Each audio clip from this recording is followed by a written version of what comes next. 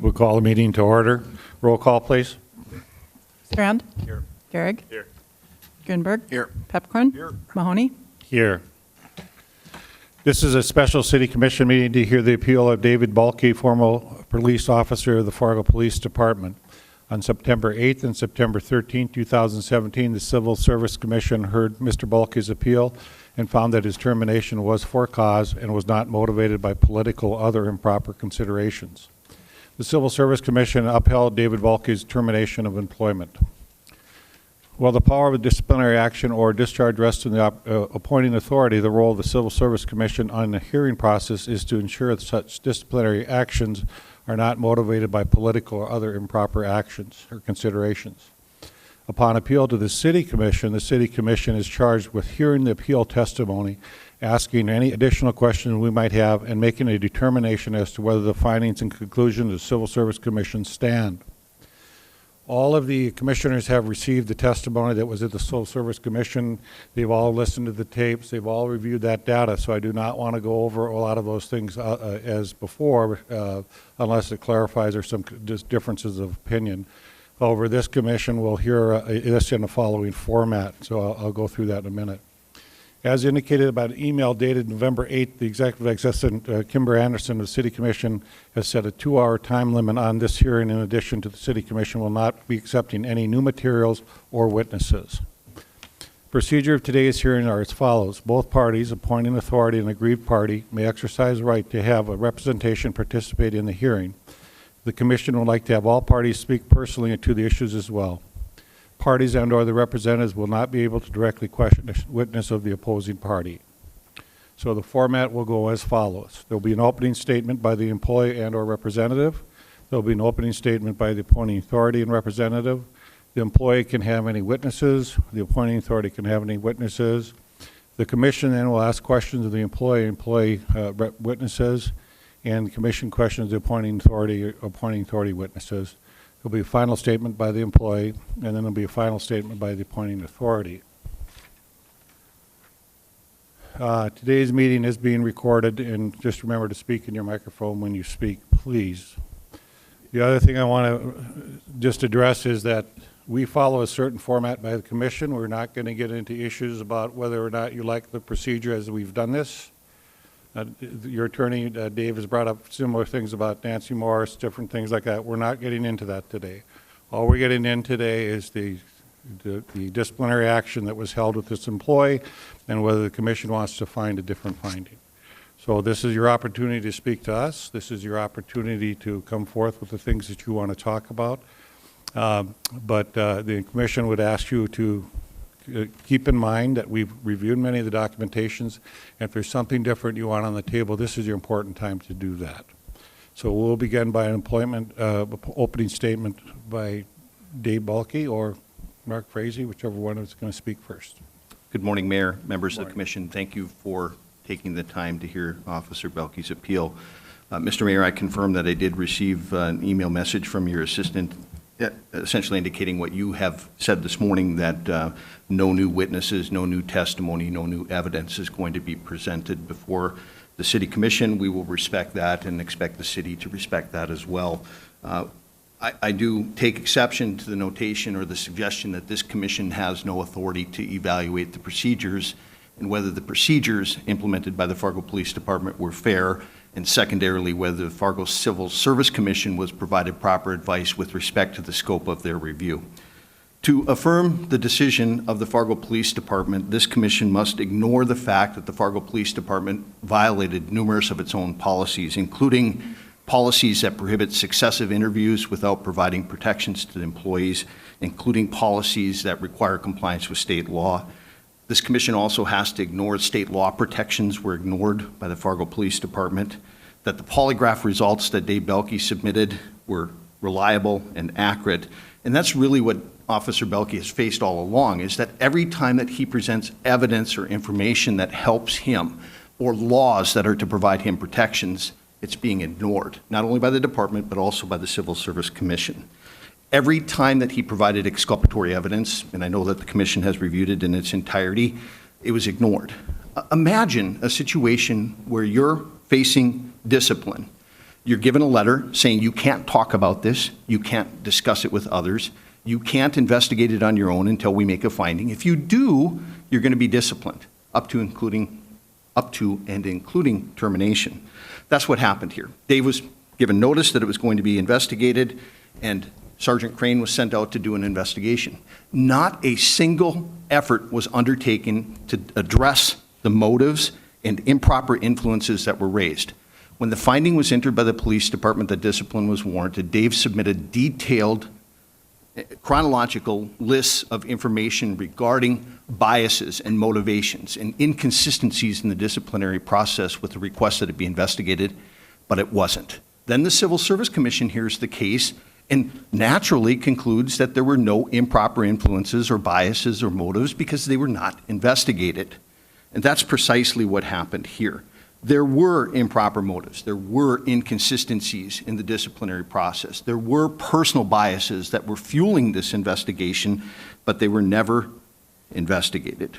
This commission must also ignore the police department's progressive disciplinary policies because they weren't followed. They have to ignore the technical review of the GPS data that was requested. This commission will also have to review and ignore the ordinances of the City of Fargo, which provide that the Civil Service Commission has plenary authority to make an investigation. Most importantly, this commission, in affirming the decision of the Fargo Police Department and the City Civil Service Commission, must ignore the ethical and legal violations of successive and joint representation, which was all disclosed in the underlying proceedings. Each of you gentlemen took an oath as a commissioner of the City of Fargo to uphold and defend the Constitution of the United States and the state of North Dakota, as well as the laws of the state of North Dakota and the ordinances of the City of Fargo. Those ordinances were not followed, state law was not followed, and in the process, David Belke received unfair treatment. We asked for investigation of the facts and the bias was refused. The unfairness and the one-sidedness of this investigation should be quite obvious in the procedural history. A finding of discipline warranted is issued by the department. David then hires his own investigator and submits a plethora of materials that prove that he did not lie in the course of investigation and that the data upon which the department was relying was inconsistent and unreliable. You would think that a fair investigator would go out and try to ascertain and follow up on that exculpatory evidence, but that's not what happened. The department then went out and tried to undermine it in a manner that's really not very credible. We submitted to the department an expert analysis from the nation's foremost expert on polygraph science, saying that David's polygraph was accurate, reliable, and reasonable. And the department's response was to have a polygraph operator submit a memorandum saying it's not reliable, even though that operator never looked at the polygraph report, never looked at the charts, which are essential for ascertainment of the accuracy of the polygraph, and has no credentials to offer the opinion. We have, throughout the course of this process, been step after step after step faced with insurmountable obstacles because the legal advice that's being provided to the department and provided to the Civil Service Commission is contrary to North Dakota law.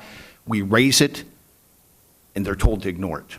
The Civil Service Commission's determination was based on legal advice that came from the same people who advised the department, and it was clear to not only the department but to their lawyers that North Dakota law had not been followed. That simply can't stand. The citizens of Fargo deserve better. Employees of the City of Fargo deserve better, and this commission deserves better. David Belke is here today, prepared to answer any questions that any of you may have, and I again appreciate the opportunity to speak to you today and your comprehensive review of the background. David, did you want to say anything? I know you sent an email to the commissioners. Maybe you want to say what you wanted to say in your email. Yeah, I wrote a personal letter to each one of you. I attempted to send it twice. I don't know if it ever made it through or not. But I don't want this any more than anybody in this room wants this. You know, like I told the Civil Service Commission, I just want to be treated fair. I've always stepped up and been accountable for when I've screwed up, but I've never done anything working for the city or the City of Fargo Police to be fired for. I go from good reviews to being fired. And like my attorney said, it's like a moving target, right? All the way up until about a month ago is because, well, Dave, you would have been punished, but since you lied, there's really no way around that. You got to be fired. Well, then when we come to the civil service hearing, it's a totality of the circumstances. Well, I did everything humanly possible to explain my behavior up into taking a polygraph test from a person that they used for 40 years. To the point of paying a national expert to say, yes, this was a valid test. To the point of allowing a question, I don't have those in front of me. Were you deceptive or did you lie in any part of this investigation regarding this matter? No. I mean, that covers everything. I've tried to reach out to my commissioners because the closed doors meetings of being reasonable when this started in May haven't worked. So I'm at my wit's end. Me and my wife, my kids sit around. What happened? What happened? 15 years, and I've seen the good, bad, and ugly in people on the street, obviously, but in the city as well, that progressive discipline is normal. My kids, I know very well when they get home from school today, they're not going to hang up their coat or put their shoes in a row.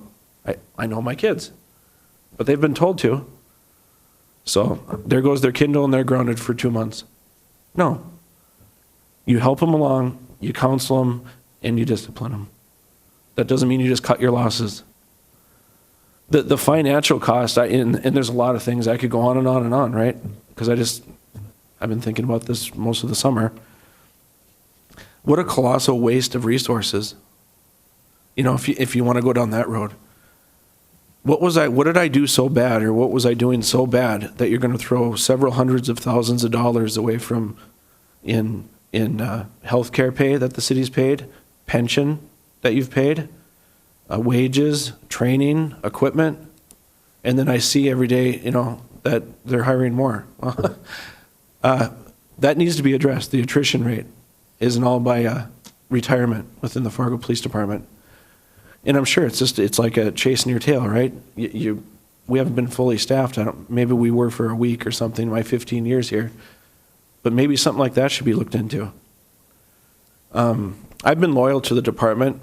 I've done things wrong. I've admitted those wrongs. I don't know. I just want to be treated fairly. This came out of nowhere. I mean, for a person like me that spent all of my life trying to do the right thing, and agree, I sometimes don't go through the exact same channels to do the right thing, but I try to do the right thing. I have no malice. I have no ill will. I try to treat people fairly, and I try to do what's right. I go through the civil service hearing, and I am a little, in hindsight, disappointed. Not one question, out of all that material that you guys reviewed, not one question was to me as an employee. I find that odd. And then I try to communicate one-to-one to try to lay all my cards on the deck, right? Because I'm not trying to wrangle, and I'm just trying to be fair and be simple. It gets blocked. We don't allow any new information. That's why nobody's here. I mean, I told my family, don't drive up from Wapton for this. I mean, they're not hearing anything new. And they didn't hear everything last time. So I am disappointed. I'm disappointed about that, and I'm disappointed that the only evidence, or a portion of the evidence that you all have to review, was deleted. That's unacceptable. How are portions of a civil service hearing deleted? How are open records requests that are federal law openly and blatantly denied? I probably have 10 completely blacked out pieces of paper like you'd see on, the Discovery Channel about the, JFK shooting. Not even dates. Blocked out page numbers even. I don't get it. I don't get how this is fair. And again, I didn't do something so egregious, and I'm sitting here on standing on my soapbox trying to make everybody believe that my horrible thing wasn't that bad. There was no horrible thing. And I did everything humanly possible to prove that. Thank you for your time. Nancy Morris, are you up next? Yes, thank you, Commissioners, and thank you for your time today. Before you today is an appeal of an employment decision made by the Chief of Police, David Todd, in the interests of the department and the public it serves. The Civil Service Commission found that termination was for cause in accordance with Fargo Municipal Code 70305. Simply stated, an employee of the Fargo who has completed the probationary period, Officer Belke was an officer with the police department for 15 years, may be suspended, removed, demoted, or discharged by the appointing authority for cause. Cause shall include, but not be limited to, any violation of the general rules and conduct governing the employees. Chief Todd considered all of the facts that were gathered as a result of an OPS investigation that was commenced into Officer Belke's employment and determined that termination was the appropriate discipline. Rest assured, that decision was not made lightly to terminate a 15-year veteran of the Fargo Police Department. Counsel for David Belke has repeatedly made a number of assumptions, assertions, and accusations without any basis in fact against members of the police department directly and more recently against me personally. Commissioners, I made the conscious decision not to go down that rabbit hole that he invited me to go to and respond to the correspondence that you have received, and I encourage you to do the same. Suffice it to say that I emphatically deny any wrongdoing and concealment. Further, the due process requirements as established by this commission in its ordinances have been followed as they have been in all previous proceedings of this nature. Further, Officer Belke was given a full and fair opportunity to present evidence and respond to every allegation against him that was presented in the OPS complaint. He was given a detailed list of all of the calls for service that were at issue. He responded in writing, and he responded personally with his counsel present on at least 2 occasions. There, in your materials are the OPS investigation reports and several supplements. Officer Belke received due process in this proceeding. Thus, I encourage you to disregard the noise and antics, essentially, that have been intended to create a diversion from your attention for the finding that you are now asked to make and affirm that the Civil Service Commission found cause for the termination of Officer Belke's employment. Chief Todd, the appointing authority, considered all of the materials presented to him and requested further investigation when appropriate. He considered the totality of the circumstances. Those totalities are identified in the termination letter, resulting in the end of Officer Belke's employment.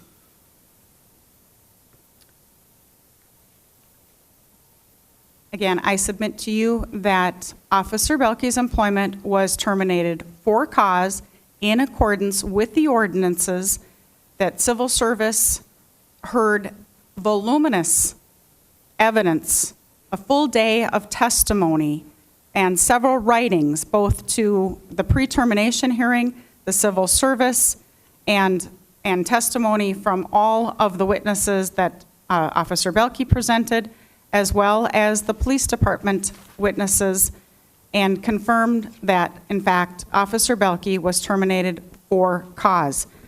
I'd like to briefly address some of the issues that he raised in his statement, in particular with respect to the polygraph examination. Counsel asserts that David Belke passed a polygraph, and this is definitive evidence of truthfulness. First, counsel undoubtedly knows that the polygraph is inadmissible evidence in a court of law, and would not be considered by a judge or jury if this was in a court of law. Chief Todd's consideration of the polygraph as a tool in the toolbox is more than Officer Belke would have expected at trial. Chief Todd took into consideration the statements of the complainants, the GPS evidence that was considered, presented, and examined several times, which I will present to you today as well, and the polygraph. The polygraph examination was completed by Raleigh Rust. Raleigh Rust knows that you do not try a case solely on the evidence of polygraph. It is too subjective. It is a tool in the toolbox. He has stated as much. I found an article in the Grand Forks Herald in 2003 quoting Raleigh Rust as saying it's a useful tool. It is not definitive evidence of truthfulness. That polygraph then was considered by Ori Oxendahl, who is a well-qualified polygraph examiner and is now presently used by the police department to conduct polygraphs on pre-employment exams. Again, it is a tool in the toolbox. She did not say definitively that Officer Belke was not being truthful. She said that there would be questions as to whether or not the polygraph was definitive as to truthfulness. The reports were not a complete report. It was Officer Belke's prerogative to put forward his best evidence. When the reports were provided to Ori Oxendahl, she indicated that it did not have all of the charting and information available, and she was advised that this was what was available. Please give your opinion on that basis. Again, that polygraph is not definitive of truthfulness. Officer Belke was given a full and fair opportunity to be heard in this matter, and the Civil Service Commission determined that his termination was for cause, and I encourage you to find the same. Thank you. Thank you. Is anybody else going to say anything, Jane? Jill or Jane aren't going to say anything, right? No? Okay. Goes back to the employee witnesses, if you have any. None, Mr. Mayor. Okay. There's no other discussion here today, I'm sorry. Talk to these people about some of the stuff that happens on the police department. This isn't part of the discussion. We can talk to you later about that. Appointing authority, do you have any witnesses? There are some things that the police department that has done to me. We can't take that discussion up now. Why does he have to take the blame for everything? Did anybody just now say anything? Could we clear this gentleman out of the room, please? This is a hearing for this officer right now, and this is who we need to listen to. Commission, do you have any question of the employer and employee witnesses? Mr. Chairman, Mr. Peppercorn. I have a couple questions, and this is for Dave. So Dave, do you dispute the GPS that was on your car that showed, you know, they had the location that called in and that you didn't go to that location? Do you have a dispute of that? I adamantly dispute that because I spoke to the lady in front of her residence when she was chiseling ice. New World System, and Commissioner Garrick, I'm sure, has heard multiple complaints from your firefighters regarding the same issue. There's an issue, and I was part of the build team. There's an issue from when you leave your car and go into a desktop and continue work. And the map will show me at the West Acre substation. Then it'll show my car flicker and disappear. I don't know what that is. Recently, there's a case where a car disappeared for 20 minutes. Yes, there are multiple issues with what I believe, and I'm not a computer engineer, I was a cop,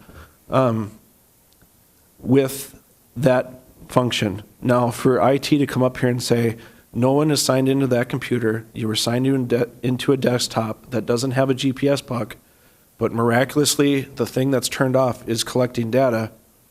Wow, that's amazing. I've never heard of that. When the program was being designed, that came up as an issue. We had how many people up in dispatch that actually see it, right? They see everybody. You know, usually you're only looking at the call that you're going on. You're rarely looking at the map. multiple people said there's multiple issues. If you have a police radio this week, turn on the police radio and listen to the traffic. Is New World working? Am I signed in? Can you re-sign me in? Because it's losing communication. Okay. Can I ask one more, just one more? So then, did you self-clear any of these where you actually didn't go to the location that called in? No, I went to all No, those. no, not just these three, just have you done that? Have you self-cleared where someone has called in and then you didn't go to that location? I handled it, the ones that I handle by phone that I don't drive down there to, yes, thousands throughout the years. Okay, thank you. Mr. Strand. Thank you, Mayor. Commission, if I could, Chief Todd would like to address the GPS. No, this is not the time for that, though. This is the time for us to ask questions of David, so that's. We can come back to that. We'll come back to that. Okay, thank you. Mr. Strand. Thank you, Mayor. Mr. Belkey, I'm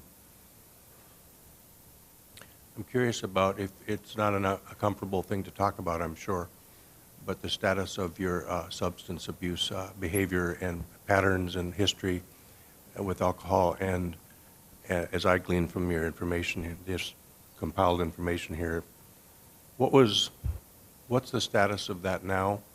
How was this, what was the status of this? I know there's several references to it when this was all surfacing. And how would you characterize the department and city's handling of your health issue? I'll be sober 3 years in March. This is my second round of sobriety. This all started to spur up at work at about the end of 2012. I went to inpatient treatment, was cleared by the city to come back to work in a full duty status, right back into patrol. Identified patrol. Patrol is what this is all about today. I'm 15 years on the street doing 100 and some calls, 150 calls a month myself. 15 years. At some point, I want to get a tent and sit out the lake on the weekend and work Monday through Friday, and get one of those other positions in the department. But I'll go back to your question. Relapsed. They removed me from bomb squad in 2014 for, again, blindside, no reason, caused a relapse.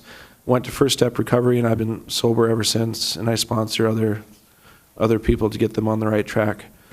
This whole process, not only in the police department, and I've been more than willing, and Lieutenant Offelt will attest to everything I say here because he was my lieutenant and he was understanding, but it's broken. We have chemically dependent people working for the city, not only the police department, that can't reach out for help. So it gets to the point where maybe the performance lacks, and then the minds are made up, and he's a liability, and see you later. I've been open about this because that's the only way you keep a demon like this at bay. There's no secrets. So again, I'm performing, or I was finally getting on the right track. I accepted that I couldn't change the department. I was accepting that I was going to be in that role. I was accepting that I wasn't ever going to get a transfer in anything else. I had a new range of bosses. I worked 40-some days out of the protest, and you come home and let's do a performance review, and you're a big piece of dung, and you're fired. So I maintained my sobriety through this. Dr. Philippi pointed out, I think, glaring things in the interview that David's identified his triggers. I've told the department his triggers, and they keep pushing the buttons. That's crazy. That's crazy to me. But in spite of that, I'm healthy. But I don't know. I don't know what the end of your question was, because maybe I went off on a tangent, but no, it's broken. It's broken, and by the grace of God and my family, I'm still sober through all this. But I was sober through when this all started. And I had good reviews when I was drunk. Could you describe the character of the nature of the support through the years of this? Is there support in your mind for somebody fighting alcoholism, or has it become a... It's total opposite. They knew my triggers. They know my personality, they know my triggers, and then they choose to poke those. Now, yes, on the first day, and I will never forget this because I do appreciate it, Chief and Bill, coming to my house, I welcome them in my living room and they support me and Heidi and the kids. I tell them, I got to get off patrol for a while. I can't keep doing the pace. I can't keep doing the pace. Well, we'll look at that. We'll work at that. I mean, everybody's been rotated almost. I mean, if I'd go on the seniority board right now, I was probably 11th in seniority that has never had a chance to get off the routine patrol, day-to-day grindhouse. So no, there's support. You can't talk to your coworkers because everybody's trying to one-up one another, and you can't go to your supervisors because then you'll be under the microscope. And they totally made all this up, and look where I'm at. I mean, it's broken.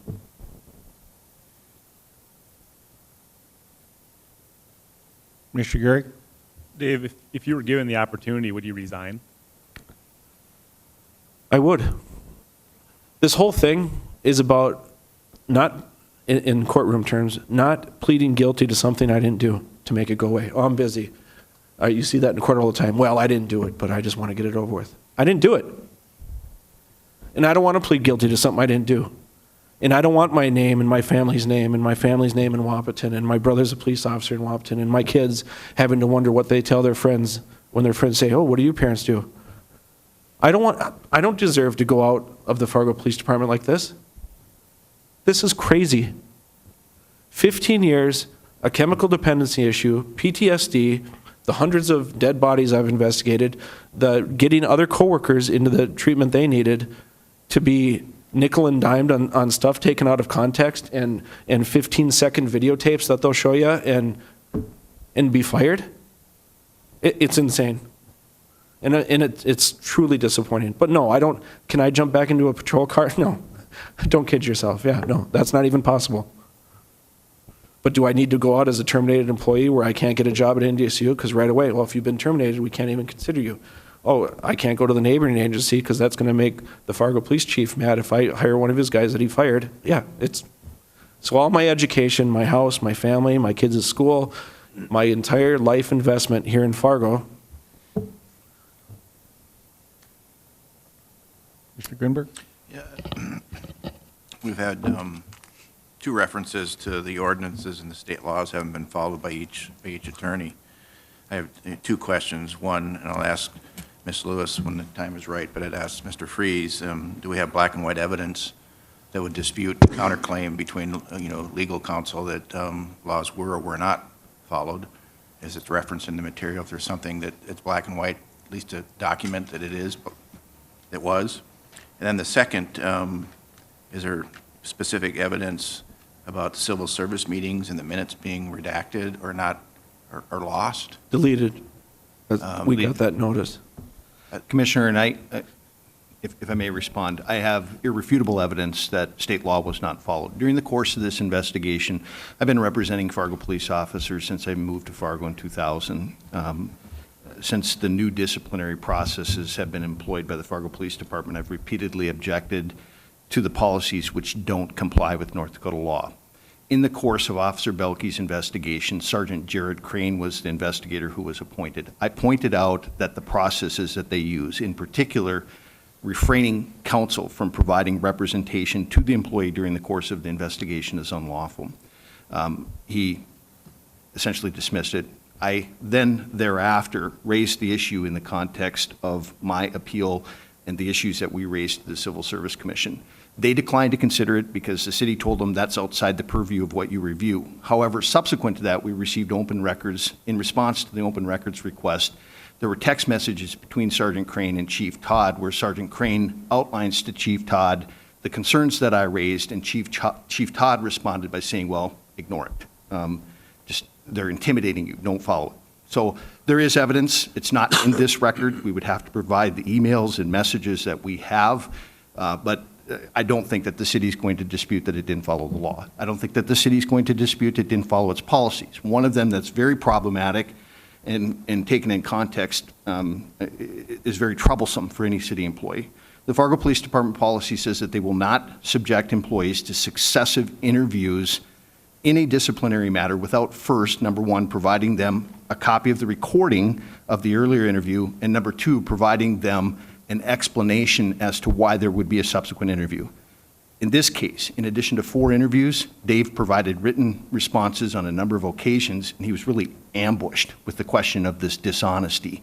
Ambushed in a successive interview where I was refrained from interjecting or representing because the Fargo Police Department doesn't follow the law.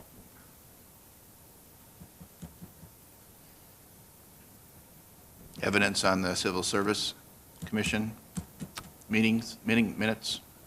There again, Commissioner, we would have to go outside the scope of, and I've got an email message from Ms. Minette, who's here, who indicated that when they were preparing the minutes, they discovered that they had been, a portion of it had been deleted. I asked for a further explanation, and my understanding is that when they were trying to download it, it got cut out portions where the commission was talking over the noon hour.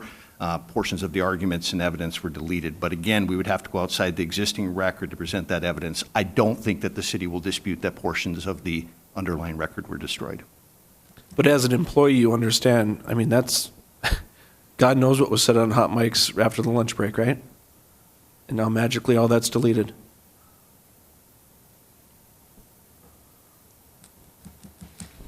I think we're to start with Nancy Morris. I think, Jill, I'm going to ask you to comment a little bit about our policy for helping people who have troubles with chemical dependencies to Commissioner Strand's question. And then Jane, I'm going to come to you as far as a question on the commission of what was considered part of this debate we're having right now. So, and you wanted Chief Todd to talk, or did you want to talk to Nancy? Say, Mayor, Yeah. might I ask one more question before we Sure. shift to the other side of the table, if I could? Mr. Belke, you had a couple incidents that seemed to be trigger points. One was the trial where you didn't show up, and there were communications about you not appearing at a hearing.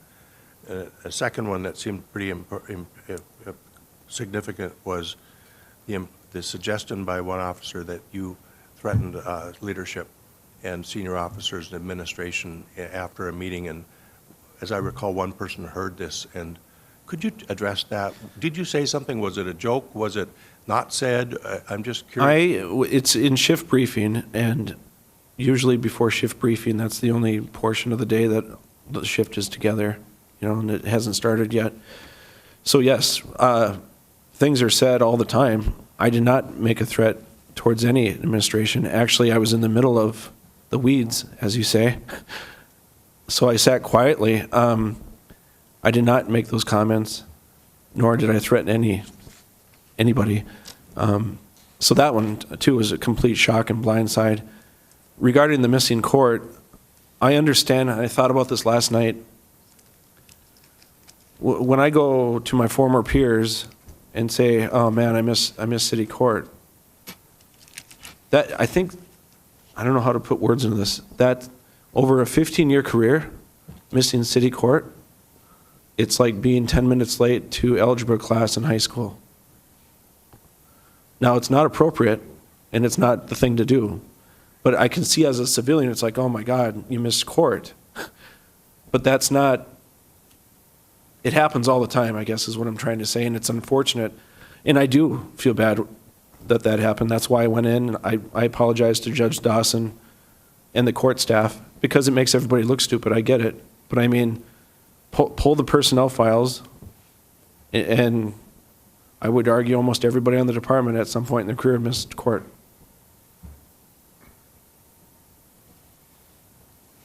Okay, Nancy? Thank you. I would first like to make a couple of statements in response to questions that were posed to Officer Belke and his attorney. First off, Mr. Mayor, if I may, my understanding of the procedures of the commission is that there's an opportunity now for the commission to ask questions of the city and its witnesses.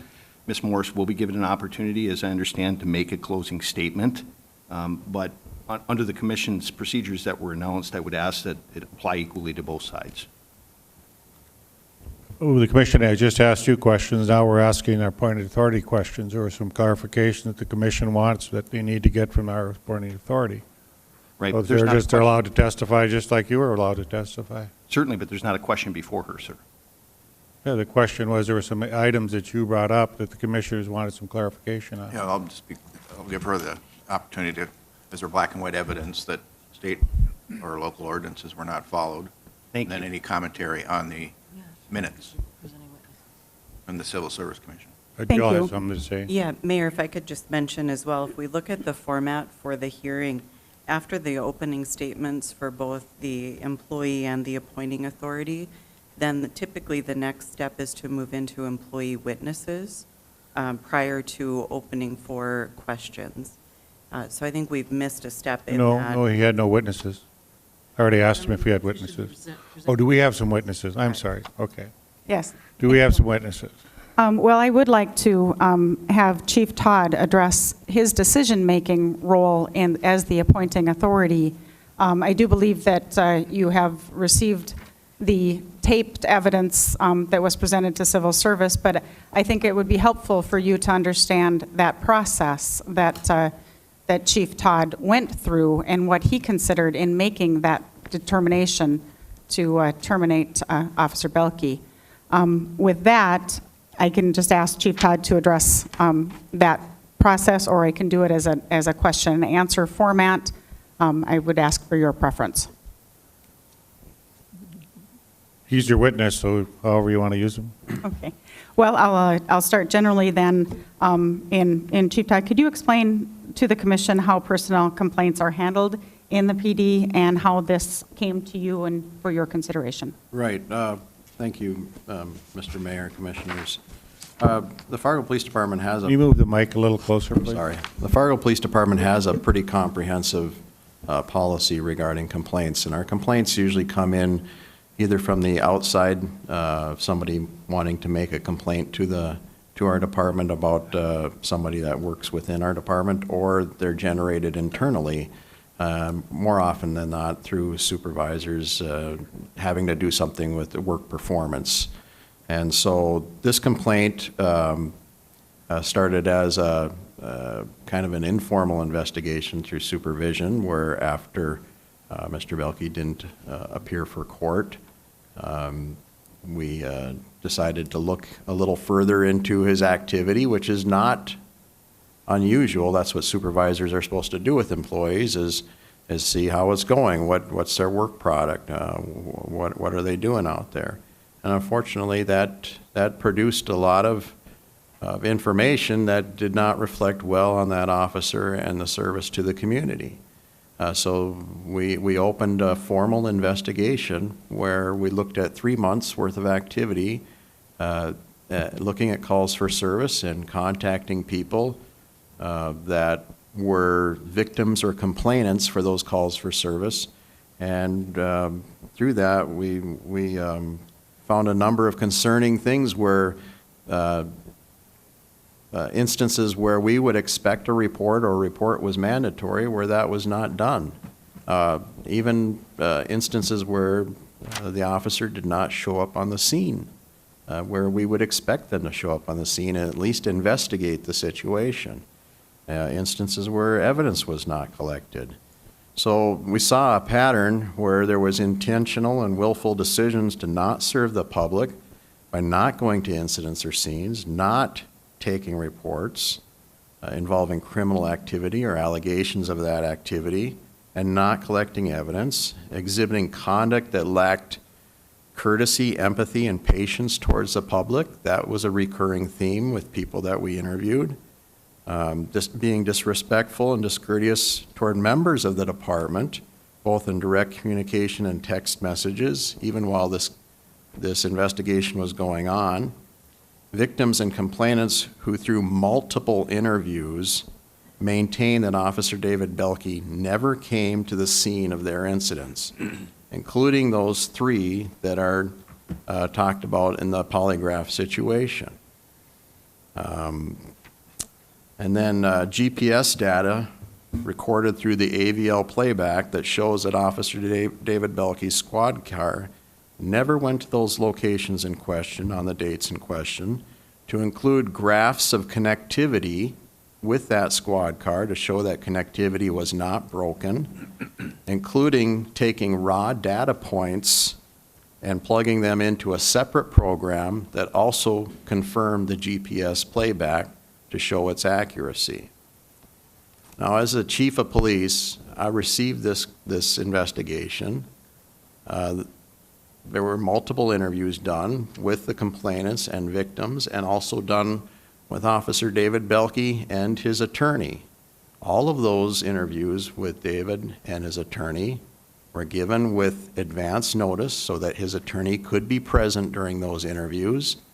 And when I got that report and I went through it and listened to the recordings, just as all you did, looked at the GPS data, I made a decision. I made a decision that represents the fact that I'm the chief of police, responsible for police services to our community.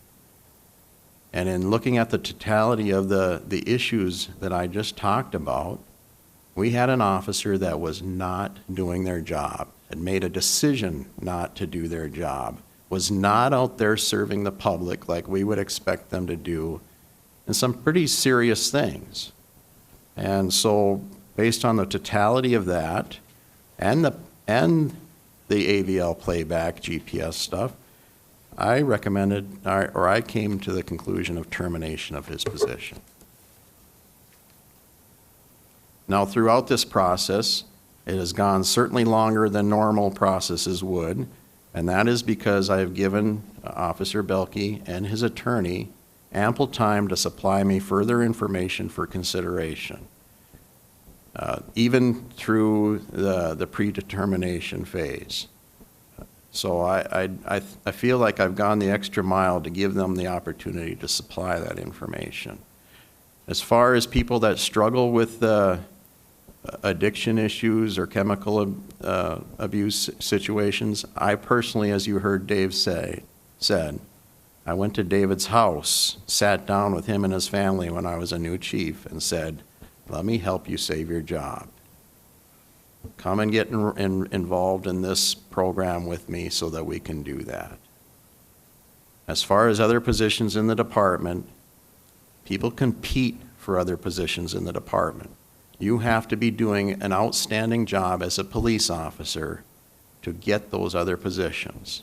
I just don't move them because people are tired of doing the job that they're doing. I want the best of the best to compete for those spots. And that's what I would think you would expect of me, to have a good professional police department that offers the best service to its community.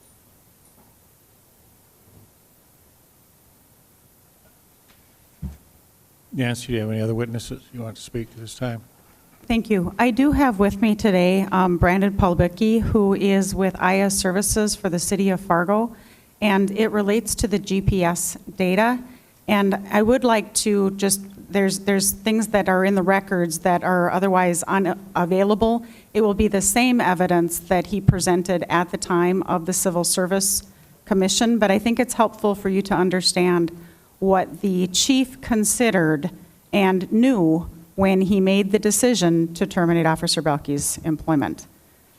So I would like to just have Brandon Pelibecki go through just a couple of items of evidence that was presented at the Civil Service Commission hearing.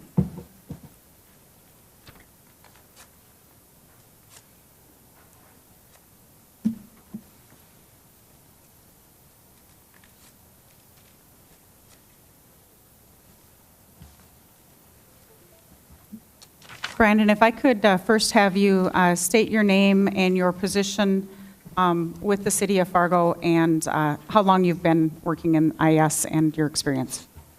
Sure. My name is Brandon Palyubicki. I work at the City of Fargo on the IS department on the public safety team. We primarily support the New World System software. We're basically a team of 3 people and a manager that serve as an escalation point for software issues with New World and public safety. And so we serve Fargo, Moorhead, West Fargo, Cass County, and Clay County.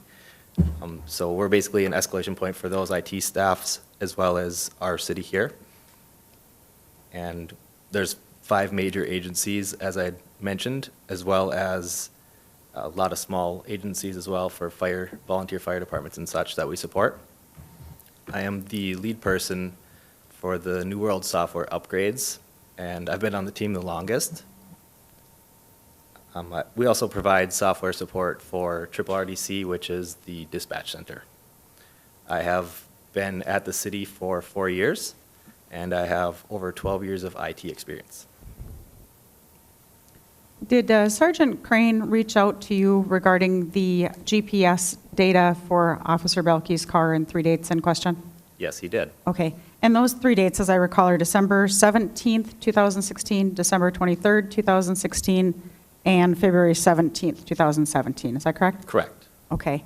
I'm just going to have you kind of explain things, Brandon, and rather than do it as a question and answer. If you could indicate how GPS is picked up by the squad cars and how you came to the determination that, in fact, Officer Belkey's vehicle did not go to 3 certain locations on those days. Certainly.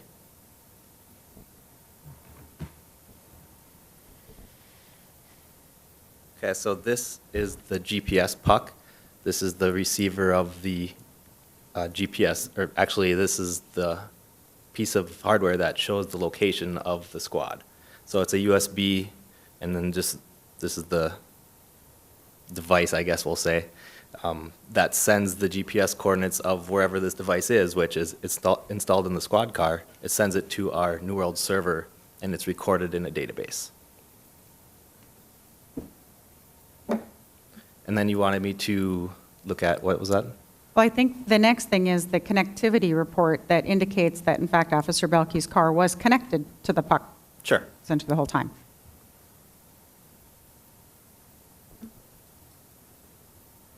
So we use a, if you look at the screen, we use a product called NetMotion, which is the VPN. It connects the squad car computer to our City of Fargo network, uses a Verizon cellular connection, and then the VPN is the secure channel that it connects to our servers from the squad. So as you can see, this is an example. I can zoom in for you.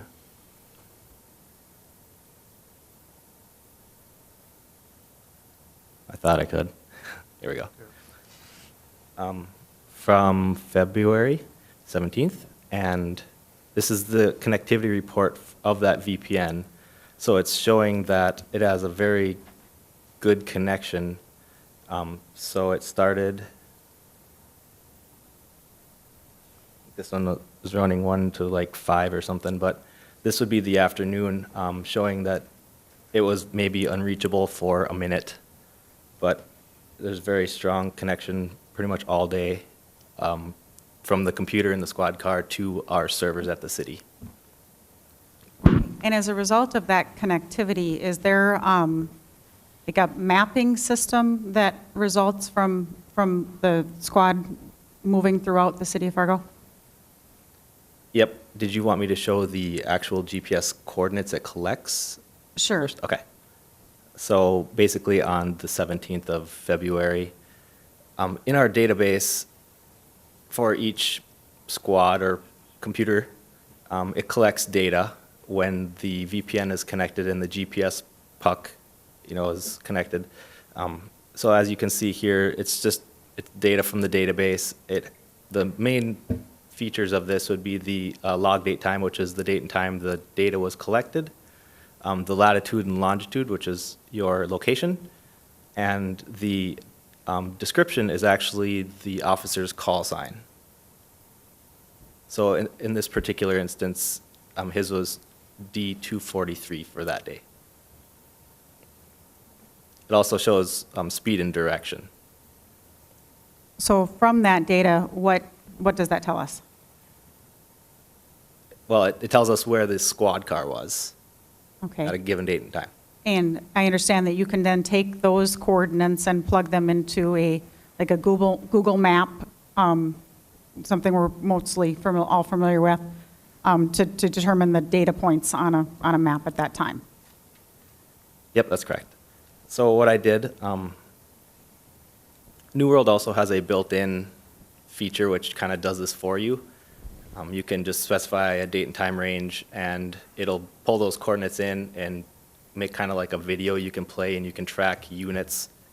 They're represented by squad cars or little pictures of cars, which I've already done. And as a secondary tool, I figured, well, just to double check what New World is saying happened, let's pull the actual data and put it into a third-party tool that I found on the internet that does the same thing. It takes GPS coordinates, a latitude and longitude, and it'll point or put the little markers on a map saying this is where that location is.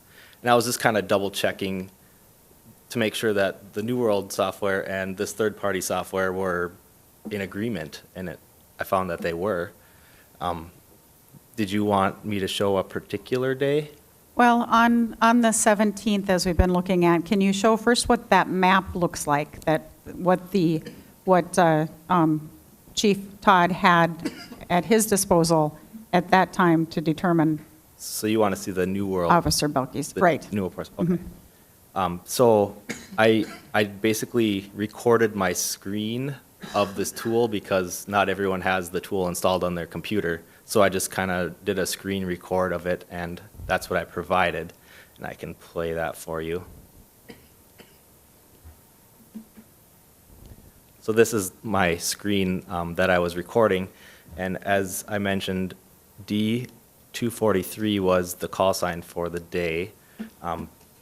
It's playing right now, but there isn't any movement at this time. So the date and the time are up here. And did you want to go over what time we need to be looking for? No, I just want to have the commissioners know what this map looks like, and then we can talk about that was reviewed for the relevant time period. But just kind of showing the cars on the map so you can see what it looks like Yeah, I can in the New World system. Yeah, and you can see there's little telephone symbols. That's where the actual call for service is. It plots the points of the address as well. And then you can see the cars driving around to and from calls, or if they're just doing a patrol. Okay.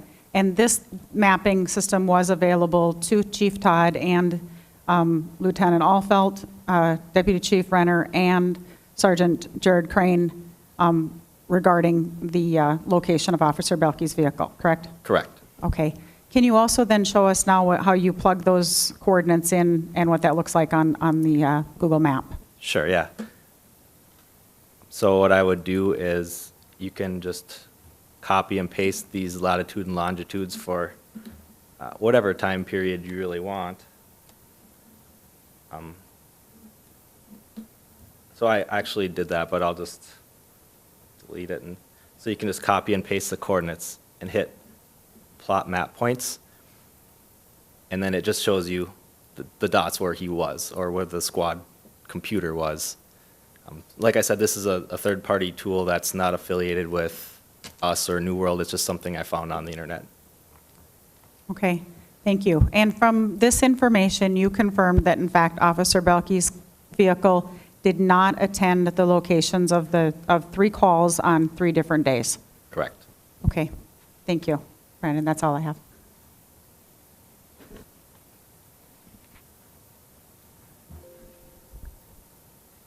I have no further witnesses unless you'll see that I do have with us today also Deputy Chief Ross Renner, Lieutenant Alfelt, and Sergeant Crane, if you have any questions of the other Well, I think individuals Commissioner involved. Goering brought up the question of resignation versus termination. Is that an option or non-option at this point?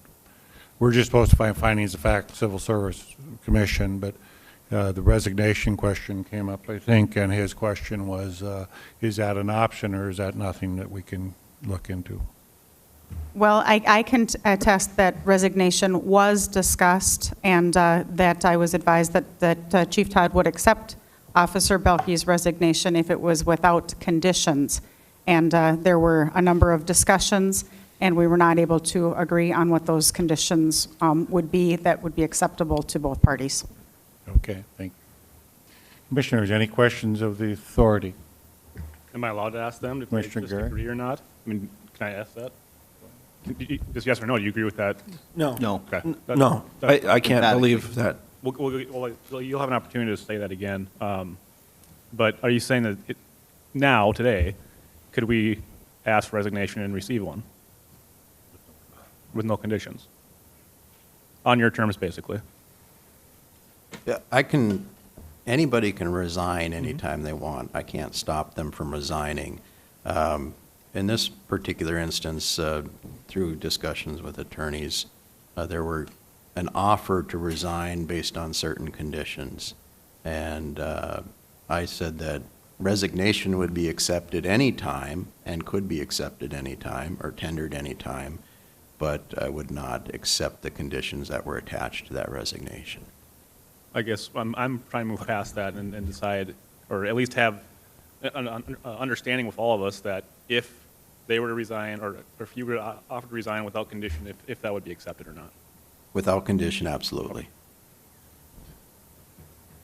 Any other witness? Oh, Commissioner Pepper. So we kind of went a little bit out of order, I would say, because we asked so if you don't mind, I have a question for you, Chief Todd. Sure. Yes, sir. So this whole, can you explain this self-clearing? And do we have an issue with that the officer can, when we get a call and he goes to a location, that he can self-clear that he's been there? And how is that monitored? Well, I think it depends on the call, Commissioner. There are some calls where perhaps you were at a workstation when you received the call, and you may decide as an officer to call ahead to that complainant and say, I'm busy on a report now, this is approximate time I could be there. Again, I'm using this as an example, and the person explains what the call is and it's something you're able to resolve easily over the phone, then perhaps that might be an appropriate time for the officer to go ahead as having received the call and then clearing themselves from the call. But in this particular instance, there's a number of times where that's not the appropriate thing to do. The appropriate thing to do is go and do an investigation and meet with the complainant or victim and investigate that crime. And if an officer is not doing that, then that's absolutely inappropriate. Can I just ask a follow-up? But to me, that's, I mean, the public, we assume that when we call, you come. And if we don't have the confidence that when we call, they might not come, to me, that's what it says on the side of the car. Right. To protect and serve.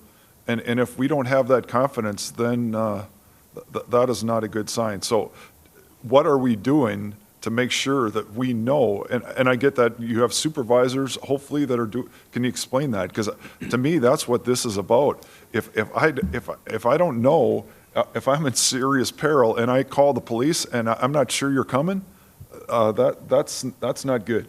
So Right. go ahead. That does fall in the purview of supervision. We have sergeants and lieutenants that provide daily supervision out on the street, mostly sergeants.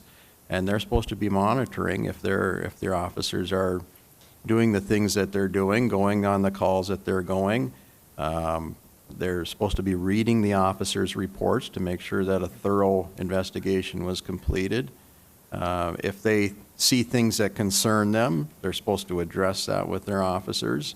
If they see things in reports that they think were not adequate, it's certainly within their purview to pull that officer in and talk to them about it, and even call the complainant or victim to see if they felt satisfied with the service and that we did a good job.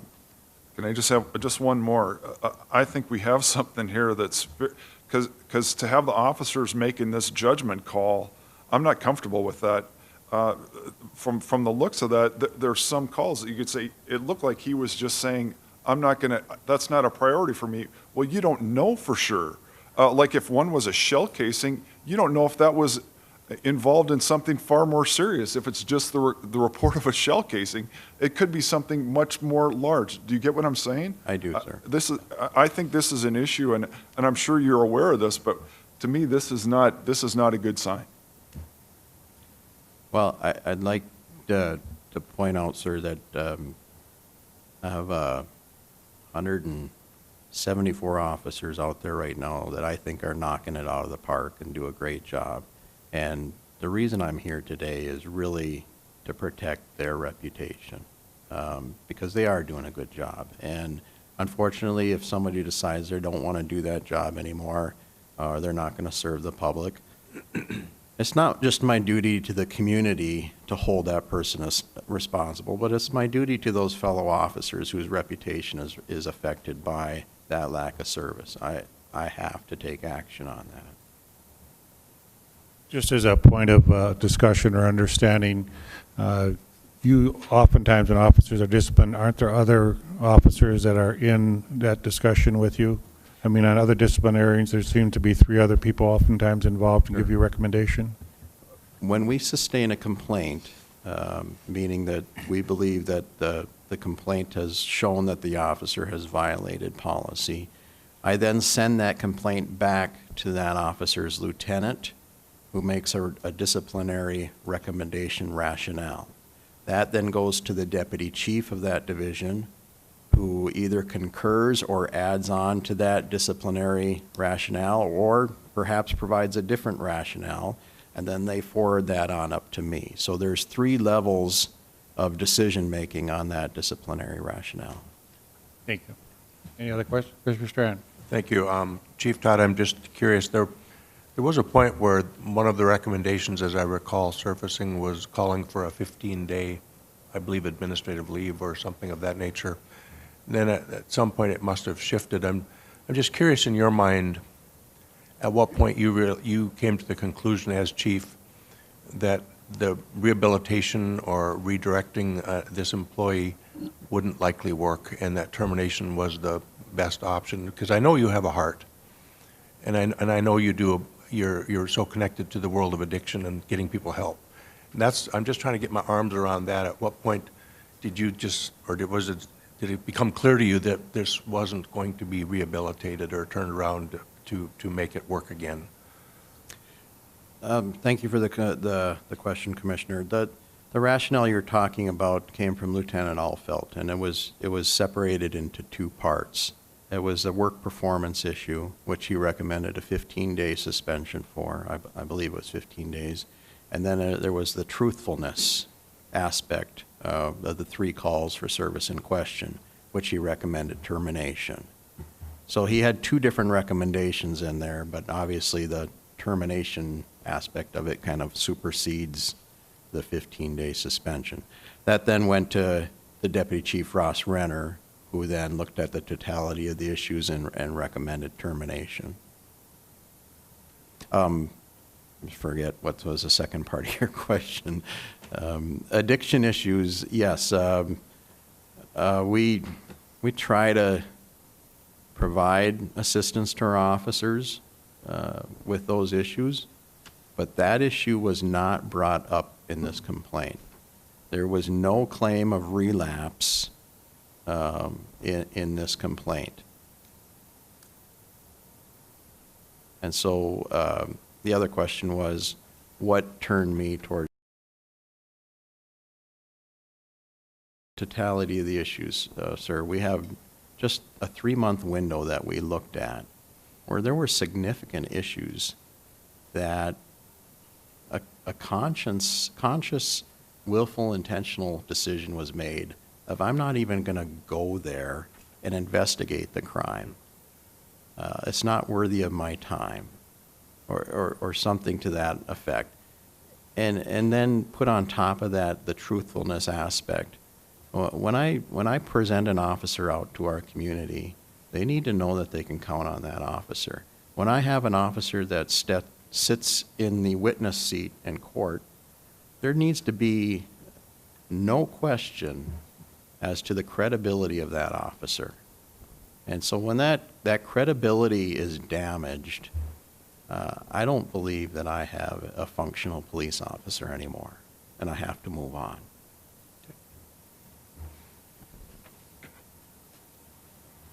Any other questions by the commissioners? Mayor, if I might. Commissioner Strand? Perhaps Nancy, you might know this. Explain the Giglio, am I saying that correctly, situation? I think the chief is alluding to that with, but if you could help me understand that in layman's terms. Well, again, I would assert that it's not necessarily an issue before this tribunal, and nor was it before the Civil Service Commission. It is a decision in this in the factor of whether or not it was for cause, and then the question is a question of credibility. A Giglio issue is one of credibility, as has been discussed.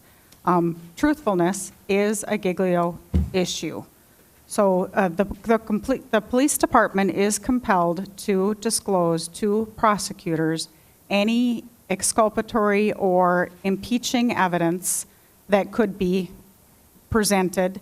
That prosecutor then discloses that information to the defense attorney, who then could use that information to impeach that police officer. So Giglio is a credibility question and issue. And I would assert that in fact, Giglio is raised in the decision-making process that Chief Todd undertook. I just have one question for Jane Pettinger. Your commission undertook an investigation, very thorough, for 2 days, and when you came to the end of that, you felt he should be terminated. Is that correct? That is correct. And listening to the evidence we've heard today, or listening to what was going on, you heard all the arguments about the GPS, the lie detector, those different things? Yes, we did. Okay. And Commissioner Pepcorn's comment is that the expectation is people come out to the public and take care of a complaint or an issue. Was that a concern on your part? That absolutely was a concern on our part, yes. You know, if I call a police officer, I expect someone to come to the scene of whatever I'm calling about. That expectation, Commissioner Pepcorn, we all thoroughly agreed with. Thank you. Follow-up then was, like, Greenberg. prior, was that decision unanimous, or was it? Yes, that was a unanimous decision on our part. Thank you. Okay. We move on to G. If there's no objections, are we following right now, Jill? Yeah. That would be filed statement by employer and attorney. Thank you, Mr. Mayor, members of the commission. I'll start with the same concern that Commissioner Pepcorn expressed, and I'll try to place this in context with respect to the volumes of information that you reviewed. The first interview that Dave went into, questions were asked of him about not taking motor vehicle crash reports. He was told emphatically, the policy of the police department is in every case to take a report, to make a report. Dave tried to explain that he was doing it consistent with his training, consistent with his supervisor's expectations, and consistent with what other officers have done. And if you've listened to that recording, you know what I'm talking about. Sergeant Crane said, nope, the expectation is a report is drafted in every instance. Dave then went to dispatch and compiled the records of the number of calls for motor vehicle crash reports with the number of crash reports that were actually compared or prepared and submitted. The statistics show that Dave's rate of writing a report was consistent with his contemporaries. The reality is the volume of calls that the Fargo Police Department faces requires that officers prioritize calls. And I understand, Commissioner, your concern about a shell casing being discovered and that being a serious issue. What Dave did, he went back and he looked at all of the calls for services and all of the reports of citizen complaints for 3 days preceding that incident to see if there were any calls of shots fired, if there were any calls of stolen firearms, or anything in proximity to that location that would require him to make a report. Officers are vested with discretion, and they're unfortunately placed in a situation where they have to prioritize calls, where if Commissioner Pepcorn, a member of your family, calls with an emergency situation, officers need to be able to set aside non-emergent calls to be able to respond. So to suggest that Dave wasn't doing things consistent with what his supervisors expected or requested is an assumption that's not supported by the evidence. Would also suggest that this issue of Dave not responding to, and I'll come back to the 3 calls. Let me start with this. Ms. Morris's opening statement was that this is an appeal of an employment decision for cause. There is cause. Dave missed court. He self-reported that he missed court. He did not respond to a number of calls. He talked to people on the phone. He took reports. He added dispatch notes. In every one of these calls, he added notes to dispatch. There's a trail of what he did. And he did that on purpose. He documented it so that there's statistics and there's data. And the million-dollar question really for this commission is this. If this conduct was so egregious that it warrants termination, there were 3 supervisors, 3 direct supervisors during the time frame at issue between March of 2017 and when Dave was fired later last summer. 3 supervisors during that entire period. Not a single one of them has even been counseled for not supervising Dave. That's inexplicable. If this conduct is that egregious, you would think that those that were responsible, not only the direct supervisors, but the intermediate supervisors, the deputy chiefs, the people that are responsible for making sure the concerns that you raised, Commissioner, were never disciplined, never even counseled. Self-clearing happens all the time on these calls. If you look at the statistics, you'll see a large proportion of citizen complaints are cleared by the officers and cleared in the dispatch system. Dispatch notes may be indicated, or log notes may be indicated, and in some instances there may be reports. Is there an improper motive? Well, yes, there is an improper motive here. And if I back up, was Dave terminated for cause? Yes, he was. But what? What if he was terminated inconsistently with the expectations of the community, inconsistently with the expectations of this commission? What if he was terminated for cause, but the cause was developed unlawfully and in contravention of policy? What if his investigation was oppressive or disparate? Or what if his termination was excessive discipline under the circumstances? To sit here and to suggest to this commission that the only question before you is whether there was cause, we're wasting everyone's time. There's cause. He missed court. He self-reported it. And later, upon unilateral review without a citizen report, he recognizes that he should have done more detailed report writing. I do not believe for a minute that this commission and the Civil Service Commission should be relegated to a rubber stamp, and that's what you're being asked to do. Is there an improper motive? Before the Civil Service Commission, evidence was presented that the selection criteria that the chief defined as people competing for positions. Dave was selected as a school resource officer, and that evidence was presented to the commission. Deputy Chief Renner testified he decided on his own that even though Dave was the #1 candidate and had been selected for the position, he was going to remove him because he didn't like the way Dave talked, didn't like the way Dave communicated. That was here. That was before the commission. That evidence was presented. The plethora of materials that you have note an ongoing animus between Dave and Deputy Chief Renner. We asked the department repeatedly to investigate it. Ask other officers who have seen it. Ask Deputy Chief Renner. Do an interview. Ask Dave specifically about instances where he's been treated unfairly by a deputy chief. Go back and look at the minutes of the meetings of the Mayor's Blue Ribbon Commission when Chief Todd assumed responsibility. All of that evidence is there, but they refused to look at it. Now, we don't have an ability to show cause. Why? Because they wouldn't investigate the issues that we asked them to investigate. Is there an improper motive? Yes. Was it concealed from you? Yes.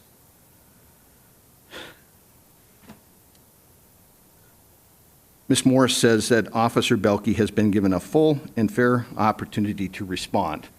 The ability to speak to an inattentive audience is far from a full and fair opportunity. I appreciated the GPS and recitation that you folks received today.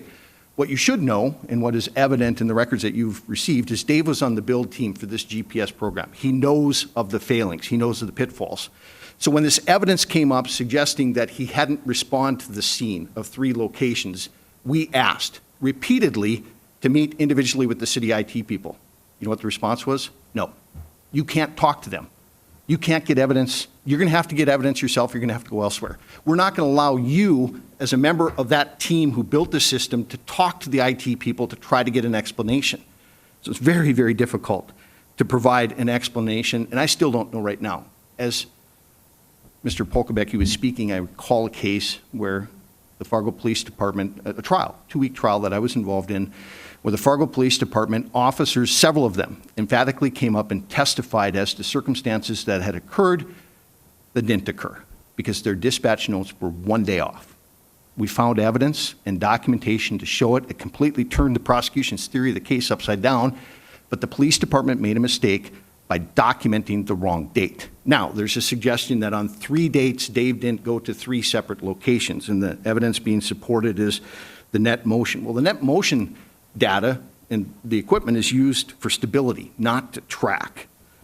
Dozens of lawsuits have been filed against the company that provides this New World services There are other agencies in the area that were consulted that reported all sorts of problems that the department refused to go talk to them, even though we'd identified that they will not use these features that you heard, they will not use those features in court because they've been proven to be inconsistent. Now, again, I would have loved to package up before the commission, this commission and the Civil Service Commission, an explanation for the irregularity, but I was foreclosed from meeting with city employees to prepare a defense for Dave. What we did do, though, is we talked to dozens of employees who reported consistently problems with this system. It's difficult to present a defense when you're foreclosed from talking to the people who hold the evidence necessary for your defense. So, full and fair opportunity, I respectfully disagree, Ms. Morris. Her suggestion that the commission should disregard the antics, I'm offended by the notion that the law of the state of North Dakota and the ordinances adopted by predecessors to this commission are antics. The law is the law, and it needs to be respected.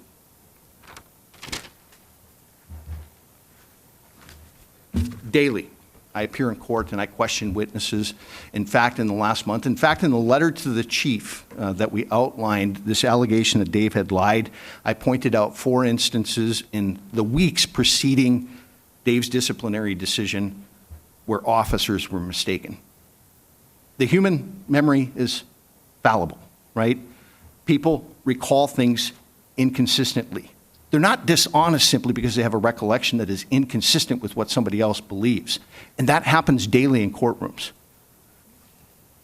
Dave remembers specifically going to the locations of those 3 instances. He remembers specifically interaction with one person who was outside when he was there. In context, I think the commission needs to also understand that Dave had repeatedly told Sergeant Crane that he hadn't gone to the scene of other locations. So the suggestion that he's lying to try to cover up that he didn't respond is really on unstable ground, because he had admitted that he hadn't gone to the scene already in dozens of instances. He admitted that he took the call by telephone, that he never responded, that he put dispatch notes in, and he didn't respond to the scene.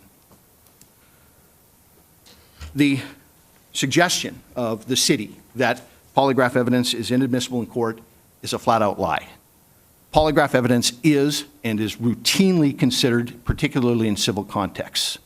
To suggest to this commission that polygraph evidence is inadmissible is a flat-out misstatement of the law. Within hours of today, I can come in and give you 6 orders from courts in civil cases that my firm has represented where polygraph evidence has been considered by courts.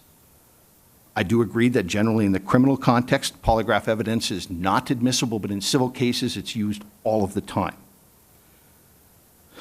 I want to put that issue into context for members of the commission as well. It became abundantly clear to Dave at about the point that he submitted the polygraph evidence, the dozens of witness statements, and the background information that showed and exculpated him that the department was on a mission. The department's mission was not only to discipline Dave, but to ruin his reputation on the way out the door.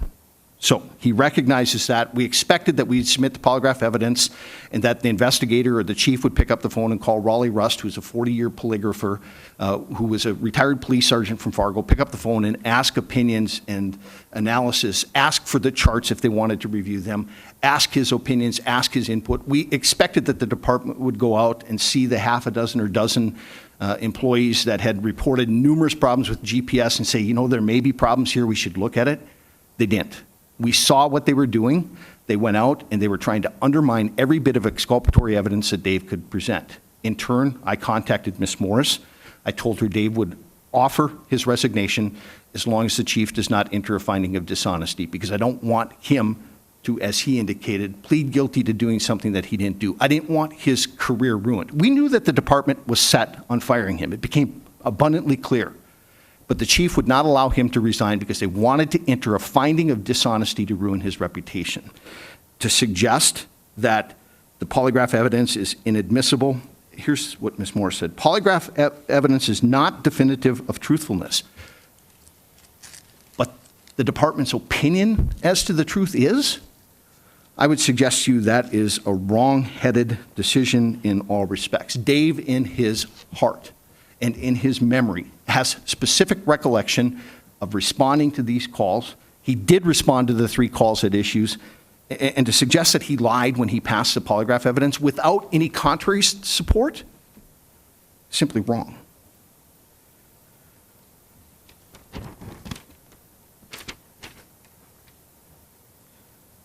Civil Service Commission, if they're told all you can look at is there's cause, that's the end of the case. If all you're going to do is look at what's their cause, that's the end of the case.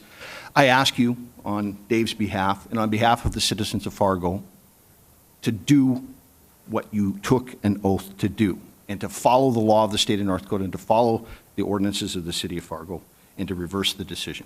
Thank you. Dave, did you have anything to say? Your attorney spoke for you. Okay. Nancy Morris? Thank you, Commissioners, and thank you for your time. Excuse me, I will attempt to respond to a few of the comments that Mr. Freeze made in response to the evidence that was presented to Civil Service that was thoroughly considered pursuant to an OPS investigation report. So we had Sergeant Crane, Deputy Chief Ross Renner, and Lieutenant Alfeld all looking at the evidence that was gathered in order to consider Officer Belke's employment, and Chief Todd considered all of that evidence, asked for additional investigation, received numerous written reports and statements from Officer Belke, and came to the conclusion that termination was the appropriate action, and that termination was for cause. That is the issue that is before you today pursuant to the City of Fargo ordinances, whether or not the termination was for cause. There has been admission at this hearing that in fact Officer Belke was terminated for cause. I disagree that there have been any legal, there are any laws that have not been followed in the process. That question was specifically posed. Is there any direct evidence? Again, that is a legal opinion that Mr. Freeze has stated. We strenuously disagree that any policies, procedures, and laws have been violated in this process as it is provided for by the municipal code of the City of Fargo. That said, there's a discussion about the veracity and the use of polygraphs.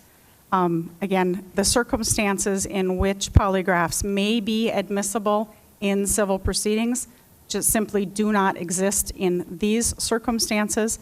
So I would again assert that to rely on this polygraph as admissible evidence is without merit, both legally and factually.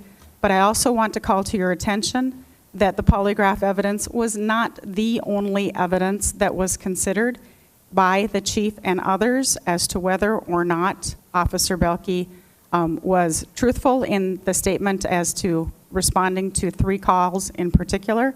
And in fact, there were a number of times that the complainants testified or visited with Sergeant Crane and indicated that at no time were they aware that an officer had come out.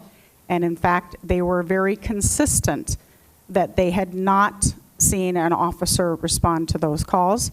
We also have very good GPS evidence that suggests that Officer Belke's car did not go to those locations on those 3 days. You have Brandon Polibecki, who is arguably the most knowledgeable in the New World program, and that would be the escalation person. Anybody has a problem with New World, they call Brandon. Brandon did the analysis and concluded that Officer Belke's vehicle did not go to those 3 locations. Based on that GPS information, the complainant's testimony, which has not been refuted in these circumstances, there's no evidence that the complainants stated otherwise, and as well as the interview process, Chief Todd determined that Officer Belke did not respond to those 3 calls in question. With respect to whether or not Officer Belkey's resignation would have been accepted, the question was discussed, but the condition was placed that they would only offer that resignation if Chief Todd agreed that the evidence was disputed. At this time, there is no dispute as to that evidence.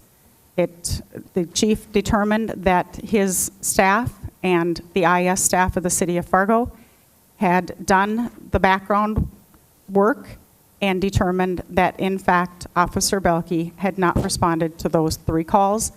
To agree to that information was disputed would be calling into question that investigation. That was not an appropriate condition for resignation under the circumstances, and Chief Todd rejected it. I have heard several allegations of animosity and vindictiveness and attempts to find reasons to hire or to fire Officer Belkey. There has been no evidence presented as to that. Officer Belkey has not taken any responsibility for his own actions under these circumstances.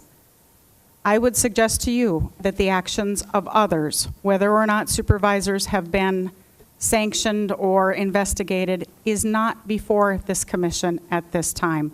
Officer Belkey's actions are what are before you at this time, and his actions were cause for termination, as was admitted by council.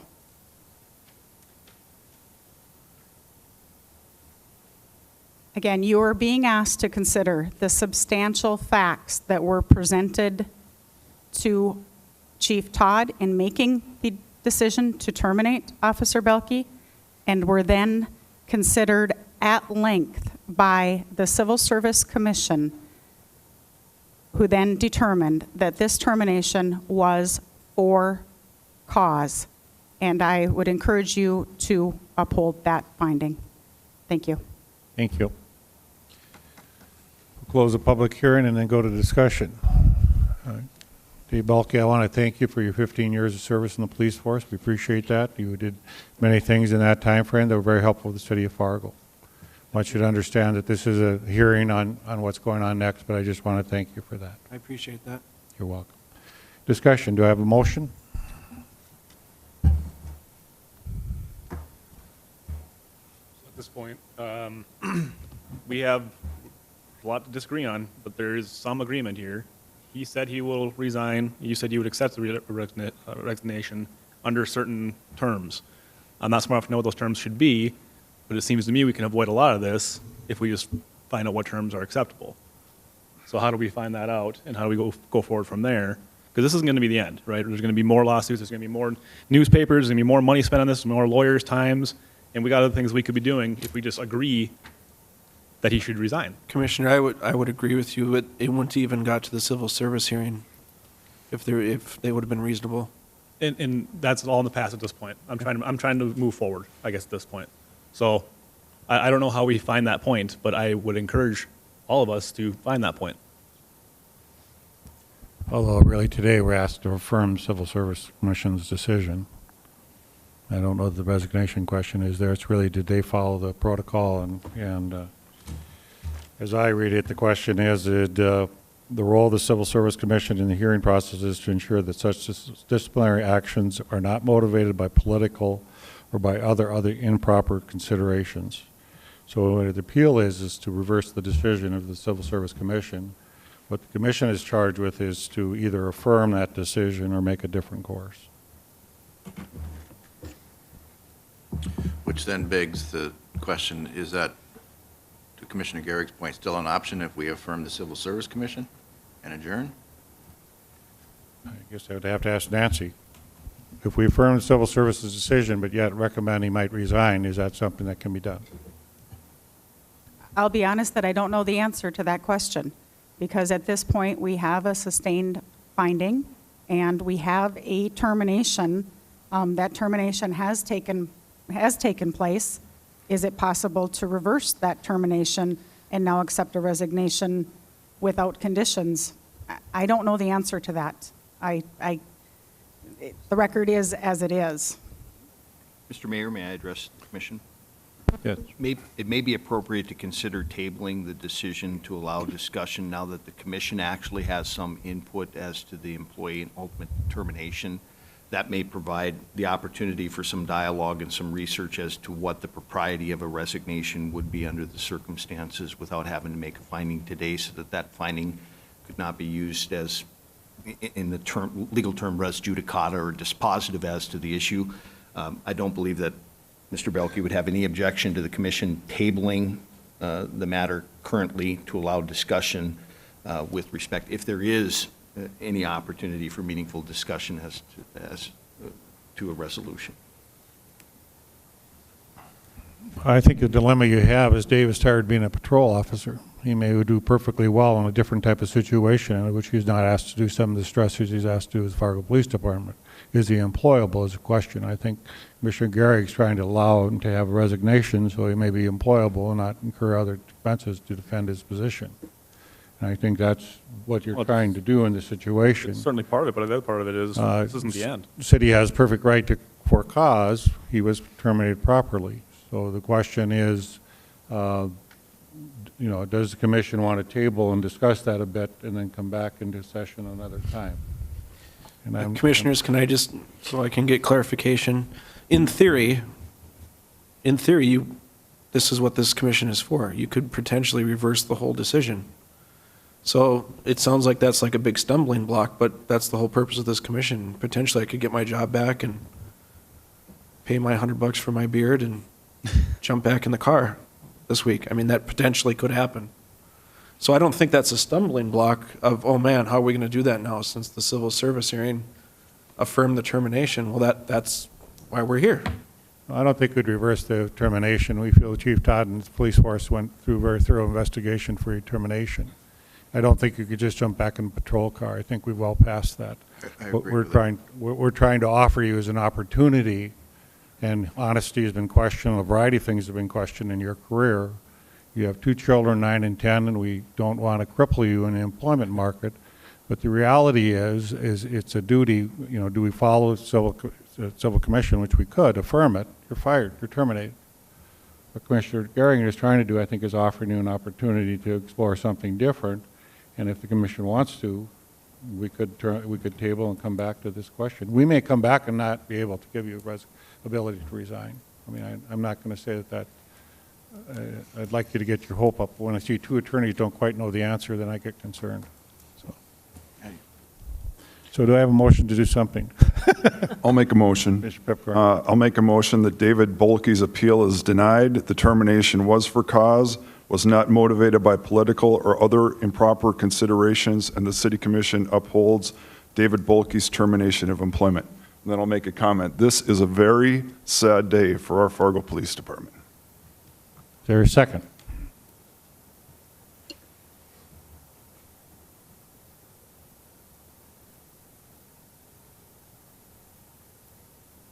Is there a second? Not quite sure the priority here or how I do this, Nancy, but if I second the motion, then I step aside as chair?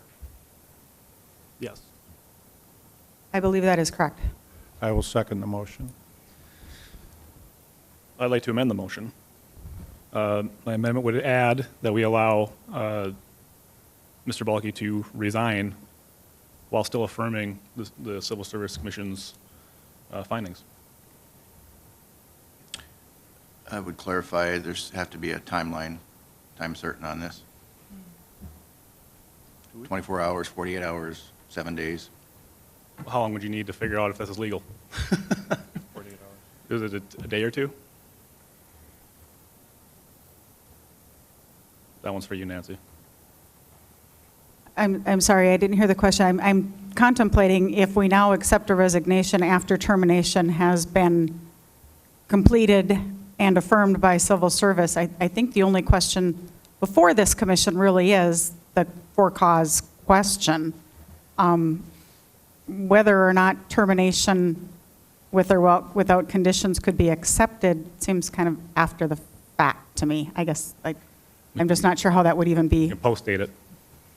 We can make it effective, the resignation effective whenever we want, as long as they agree.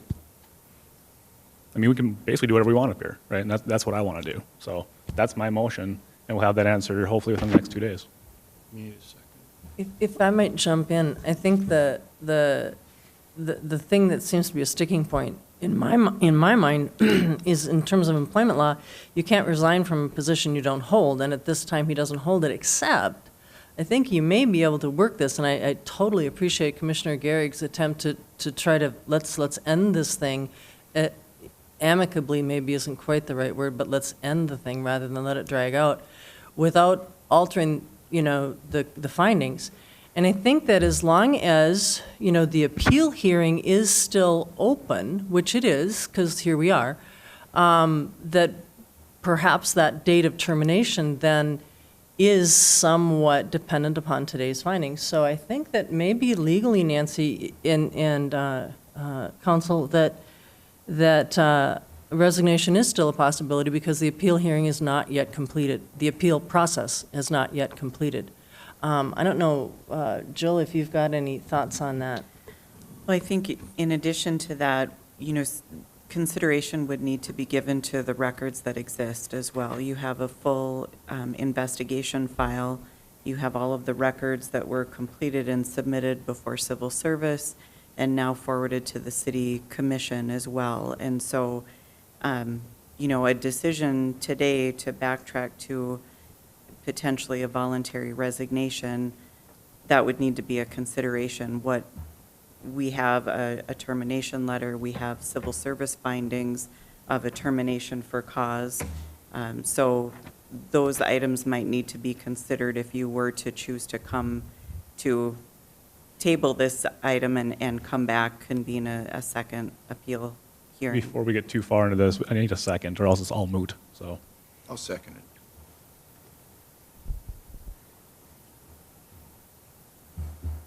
So, Jane, you do employment law. The question I really have before us is oftentimes some people are offered the opportunity to resign so they're not terminated. So when they go on further in their employment, they say to a new employer, I resigned, I was not terminated, right?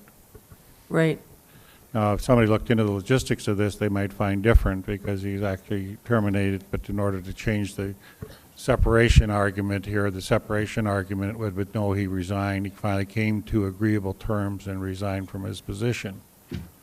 So all we're really trying to do here is to try to do that nuance of trying to allow somebody to be employable. That's after. not fair, and that's not what we're doing here. They can still sue us. They can still take up all of her time. They can still drag us through the court. They can go in the media. We can be in the paper for the next year if this all goes like this. So what I'm saying is, we have an agreement. You don't want to work here anymore. You don't want to work here anymore. We can get rid of this right now if we just go forward with the motion I put forward. And then that's it. Are you not allowing him to sue if he wants to? If he resigns, what's he going to sue for? I think it really is up to Dave Belke. It's his call in terms of resigning. I mean, the city has found that there's termination for cause. And when the previous discussion about resigning existed, those findings existed. And so if at this date he wants to resign, partway through the appeal process, he can do that. There's nobody stopping him from doing that. And then this hearing would not need to exist if he resigns. Mayor and Commissioners, I would just add to that, typically when a voluntary resignation occurs in lieu of termination, that normally would occur before a termination has actually occurred. So I think we need to be aware of and consider the precedents that this could set for other situations when we take employment action in other situations as well. So for your consideration. Any other discussion? Thank you, Mayor. Ms. Manette, I'm just curious about the implications, practical implications of a resignation if it were ever to happen versus a termination with regard to implications to the city or to benefits or to anything of that nature. Well, in terms of benefits, I don't think there would necessarily be an impact unless a date of end of employment would actually be revised. that would impact potential benefit contributions and the end of benefit coverage. Again, my concern would be more about the potential precedent set, that we have a termination that made by the appointing authority, which was upheld by the Civil Service Commission, and then ultimately 3+ months later, potentially overturned to become a voluntary resignation. And without researching it, I can't speak to the specifics of the employment law, but I would caution on the precedents that we are potentially setting if the commission would make that decision. Further discussion? Got to vote on the amendment. Correct. Well, again, just to clarify, that was my understanding, and why I seconded was to table this for those questions, and the actual decision at some point, 24 hours, 48 hours, was tabling. It wasn't a black and white cutoff. It was- Correct. I asked for 2 days, I think is what I said. Maybe you can read it back, but to see if it's even possible. And it right? very well be when we get back here, whether we do it Monday night, rather than having a special meeting, is a decision might be to uphold, but it might be something was worked out that doesn't jeopardize precedence. So can we restate the amendment so we're all aware what we're voting on, please? Yeah, so it was to agree with the Civil Service Commission, that was the original motion, and uphold the determination. But my amendment was to allow him to resign instead of following through with the termination.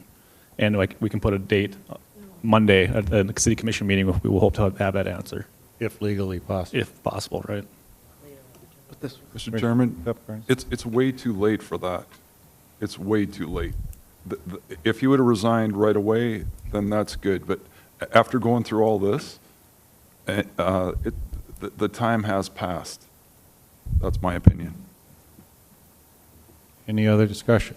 Commissioner Strand? Thank you, Mayor. I just have a question. It's been suggested that whichever way this decision goes, there's an implication and an impact on other officers on the force. Chief Todd, do you have a sense of your advice of the implications and how this would trickle down into your 174 workers or staff and the consequences of either way?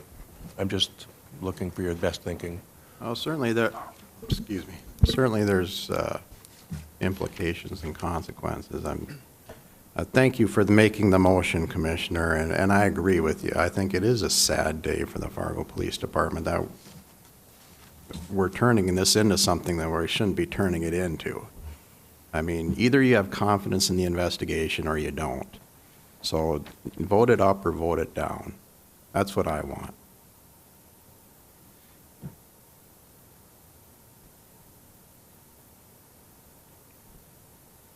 Roll call vote, please. Can I ask a clarification? Which are we voting on? Are we voting on? Amendment first. The amendment? Thank you very much. Gehrig? Yes. Grinberg? Aye. Pepcorn? No. Strand? No. Mahoney? No. Now, any discussion on the original motion? Roll call vote, please. And this means affirmative to terminate and agree with the City Civil Commission. Pepcorn? Aye. Mahoney? Aye. Strand? Yes. Gehrig? Yes. Grinberg? Aye. This meeting is closed. Thank you. Move to adjourn. I so move. All in favor, say aye. Aye. Adjourn.